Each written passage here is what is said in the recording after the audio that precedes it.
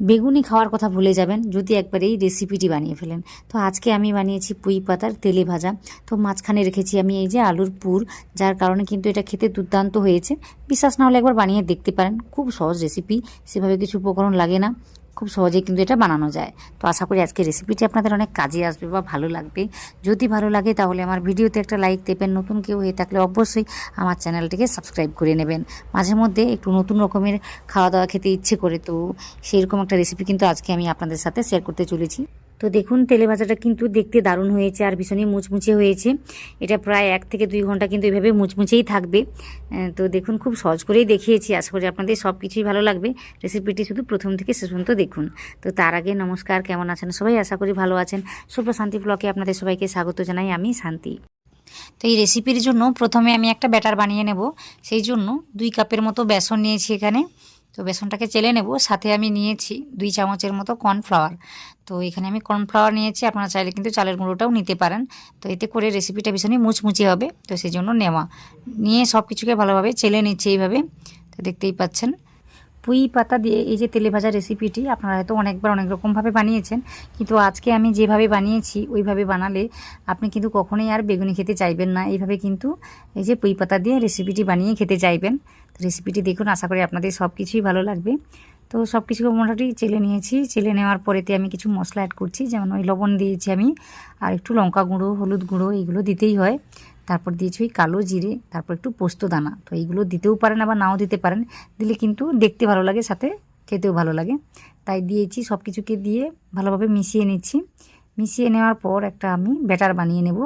তার জন্য আমি কি করেছি, একটু জল নিয়েছি। তো বুঝে শুনে এখানে জলটাকে দিতে হবে, বেশি ঘন বা পাতলা করে নিলে হবে না। তো দেখুন, আশা করি সব কিছুই বুঝতে পারবেন কীভাবে ব্যাটারটিকে বানিয়ে নিতে হবে। প্রথমে যদি অনেকটা জল দেওয়া যায় তখন কিন্তু এই যে ব্যাটারটি ভীষণই গুডলি পাকিয়ে যেতে পারে। তাই অল্প অল্প করে জলটাকে দিয়ে মিশিয়ে নিতে হবে। তো আমি কিভাবে কাজটি করছি একটু দেখে নিন। তো এইভাবে মোটামুটি কাজটিকে করে নিতে হবে। এতে করেই কিন্তু স্মুথভাবে এই ব্যাটারটিকে তৈরি করে নেওয়া যাবে। তো দেখুন, মোটামুটি 3 ভাগে ভাগ করে আমি জলটিকে দিয়েছি। এতে করেই কিন্তু খুব সুন্দরভাবে ব্যাটারটিকে তৈরি করতে পারা যায়। ব্যাটারটিকে দেখে মনে হচ্ছে ভীষণই পাতলা, কিন্তু এটা যখন আমি কিছুক্ষণের জন্য রেখে দেবো রেস্টে, তখন কিন্তু ঘন হয়ে যাবে। তো দেখতেই পাচ্ছেন এইভাবে কিন্তু কাজটি হবে। তো এটাকে আমি কিছুক্ষণের জন্য রেখে দিচ্ছি, ওই 5-10 মিনিটের মতোই। তারপর এদিকে রেখে দিচ্ছি কী করতে হবে। তো এই আলুগুলো আমি সেদ্ধ করে নিয়েছিলাম, যে ভাতের হাঁড়ির মধ্যে ফেলে দিয়েছিলাম, ওটা সেদ্ধ হয়ে গিয়েছিল, ওটা আমি রেখে দিয়েছিলাম। ওটা ঠান্ডা হয়েও গিয়েছে। তো ওটাকে আমি একটু মেখে নিচ্ছি, এইভাবে একটু ম্যাশ করে নিচ্ছি। ম্যাশ করে নেওয়ার পরেতে আমি কিছু মশলা অ্যাড করছি। দিয়েছি পরিমাণ মতো লবণ, লঙ্কা গুঁড়ো, তারপরে দিয়েছি ওই যে জিরে গুঁড়ো, ধনে গুঁড়ো। এগুলো কিন্তু দিতেই হবে, দিলে কিন্তু খেতে ভালো লাগে। আর সবশেষে যেটা আমি দিয়েছি সেটা হলো ওই যে আমচুর পাউডার বা চাট মশলা, এটা দিলে কিন্তু খেতে ভালো লাগে। তো এখানে কিন্তু পেঁয়াজ কুচি বা ধনেপাতা কুচি এগুলো কিন্তু দেওয়া যায়। আমি আজকে কিছুই দিইনি, এইভাবেই কিন্তু আমি বানিয়ে নিচ্ছি। তো দেখুন, এইভাবে সব কিছুকে মিশিয়ে নিচ্ছি। তো লবণটাকে বুঝে শুনে কাজটিকে করে নিতে হবে, এতে করে কিন্তু স্বাদটা আসবে, না হলে কিন্তু ভালো লাগবে না। তো একটু চেখে নেবেন। তো এটা মেখে নিয়েছি। তারপর আমি কি করেছি, অনেকগুলো পুঁই পাতা নিয়েছি আর এগুলোকে পরিষ্কার করে নিয়েছিলাম। তারপরে এইভাবে মোটামুটি আলুটাকে লাগিয়ে দিচ্ছি। তো কীভাবে কাজটি করছি একটু দেখে নিন।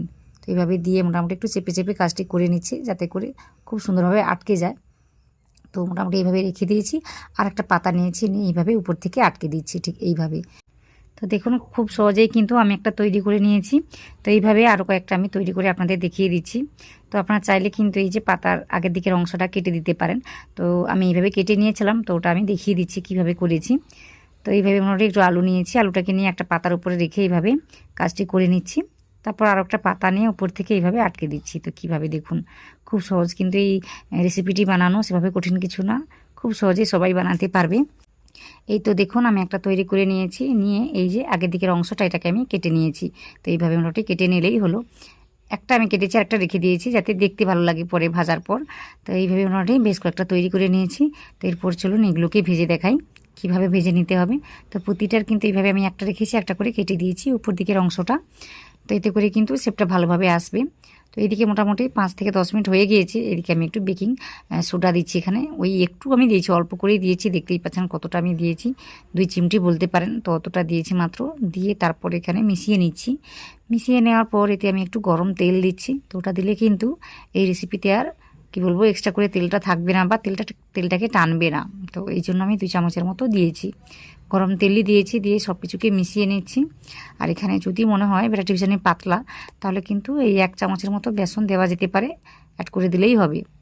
দিয়ে সব কিছুকে মিশিয়ে নিতে হবে আরও একবার, তাহলে করেই কিন্তু খুব সুন্দরভাবে কাজটি হবে। তো এখানে দেখুন আমি দেখিয়ে দিচ্ছি কী করতে হবে। এইভাবে ডুবিয়ে নিতে হবে। ডুবিয়ে নেওয়ার পর এক্সট্রা যে বেসনটা থাকবে ওটা কিন্তু ঝেড়ে ফেলে দিতে হবে, তারপর এটাকে ভেজে নিতে হবে। তো দেখিয়ে দিচ্ছি কীভাবে। তো এইভাবে মোটামুটি বেশ কয়েকটা ভেজে নিয়েছিলাম, তারপর কিন্তু আপনাদের আমি দেখাচ্ছি। তো এইগুলো কিন্তু আমার ছেলেরা খাচ্ছে, তো ওগুলো আপনাদের আমি দেখাতে পারিনি, তো এইগুলো আপনাদের আমি দেখিয়ে দিচ্ছি। তো এইভাবে মোটামুটি তেলটাকে ভালোভাবে গরম করে নিতে হবে। গরম করে নেওয়ার পর গরম তেলের মধ্যে এইভাবে ছেড়ে দিতে হবে। তারপর ওই যে মিডিয়াম ফ্লেম করে এগুলোকে ভেজে নিতে হবে। আর উনানের আঁচটা কিন্তু বেশি করে রাখা যাবে না, এতে করে কিন্তু ভিতরে যে পাতাটা রয়েছে বা আলুটা রয়েছে ওটা কিন্তু ভালোভাবে ভাজা হবে না। তাই এইভাবে মোটামুটি ভেজে নিতে হবে। তো দেখুন একটু লাল করে ভেজে নিয়েছি। তো আরও একটা আমি ভেজে নিয়ে আপনাদের আমি দেখাচ্ছি কত সুন্দরভাবে কাজটি হচ্ছে। তো এখানে আমার মনে হচ্ছিল ব্যাটাটি একটু পাতলা হয়ে গিয়েছে, তাই আমি 1 চামচের মতো বেসনটাকে দিয়ে ভালোভাবে মিশিয়ে নিয়েছি। দেখতেই পাচ্ছেন একটু ঘন লাগছে ব্যাটাটিকে। তো এইভাবে আমি কাজটিকে করেছি। তারপর দেখুন আমার ভাজতে কিন্তু আর সেভাবে অসুবিধা হচ্ছে না।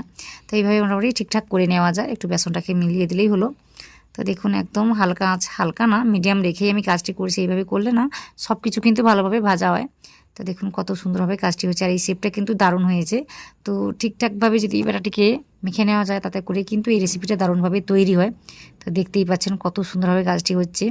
তো দেখুন বেগুনি ছাড়াও কিন্তু এইভাবে এই পুঁই পাতা দিয়ে কিন্তু খুব সুন্দরভাবে রেসিপিটি তৈরি করা যায়। তো আশা করি আপনাদেরও ভালো লাগছে। প্রতিটা রেসিপি কিন্তু এইভাবে দেখতে হয়েছে, বেশ দারুণ শেপে তৈরি হয়েছে। তো আশা করি আপনাদেরও ভালো লাগছে। যদি ভালো লাগে তাহলে আমার ভিডিওতে একটা লাইক দেবেন। নতুন কেউ হয়ে থাকলে অবশ্যই আমার চ্যানেলটিকে সাবস্ক্রাইব করে নেবেন। তো একটা আমি কেটে আপনাদের দেখাবো কত সুন্দর হয়েছে ভেতর থেকে। রেসিপিগুলো দেখুন কত সুন্দর হয়েছে, যেমনই পাতার শেপগুলো ছিল না ঠিক তেমনই দেখতে লাগছে। তো এগুলোকে খাওয়ার থেকে আমার দেখতে ভীষণই ভালো লাগছিল, তাই আমি এইভাবেই সাজিয়ে নিয়েছিলাম। তো দেখুন কত সুন্দর হয়েছে। এইভাবে কিন্তু সহজেও আপনারাও তৈরি করতে পারবেন। আশা করি আপনাদেরও ভালো লাগছে। তো ওই যে বললাম, যদি ভালো লাগে তাহলে আমার ভিডিওতে কিন্তু একটা লাইক দেবেন, আর কমেন্ট করে জানাবেন আজকে রেসিপিটি কেমন হয়েছে। এইরকম রেসিপি যদি দেখতে চান তাহলে কিন্তু আমাকে কমেন্ট করে জানাতে হবে, তাহলে আমি এইরকম রেসিপি আপনাদের সাথে শেয়ার করব। তো দেখুন কতটা মুচমুচে হয়েছে। এইভাবে কিন্তু 1-2 ঘন্টার মতো কিন্তু মুচমুচে থাকবে। তো দেখুন কত সুন্দর হয়েছে ভেতর থেকে, একদম আলুর পুরে ঠাসা একদম ভেতর থেকে। আর কতটা সুন্দর হয়েছে দেখুন। এইভাবে কিন্তু সব কিছু সুন্দরভাবে সেদ্ধ হয়ে যায়। তো আশা করি আপনাদের ভালো লাগছে। সব শেষে ভিডিওটি দেখে নেওয়ার জন্য আপনাদের সবাইকে অনেক অনেক অনেক ধন্যবাদ জানাই।